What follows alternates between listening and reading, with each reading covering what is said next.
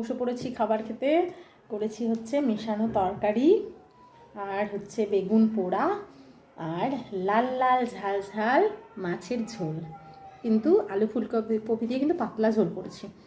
আর এই লাল লাল কিন্তু শুকনো লঙ্কা না, কাঁচা লঙ্কা দিয়েই, মানে কাঁচা লঙ্কাও যেগুলো পেকে যায় সেগুলো রান্না করতে গেলে এরকম লাল লাল ঝোল হবে, কিন্তু ঝালও মনে হয়েছে। যাই হোক, খেয়ে দেখি কেমন হয়েছে। সব একটু একটু করে খেয়ে আমি দেখাচ্ছি তোমাদের।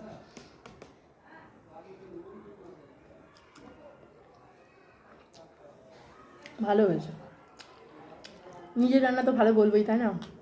বেগুন পোড়াটা খাই, বেগুন পোড়া আমার খুব ভালো লাগে। আর এখন তো বেগুন পোড়া, বেগুন ভাজা খাওয়ারই দিন। আমাদের এখানে মালদায় নবাবগঞ্জে বেগুন, সেই এত বড় বড় লাউয়ের মতো, খুব ভালো লাগে ভাজা খেতে।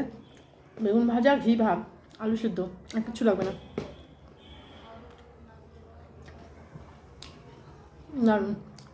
তোমরা কমেন্টে প্লিজ জানাও আজকে কী কী খাচ্ছ, কী রান্না হয়েছে, রান্না করেছো। বুঝলো, কালার দেখো ঝোলটা।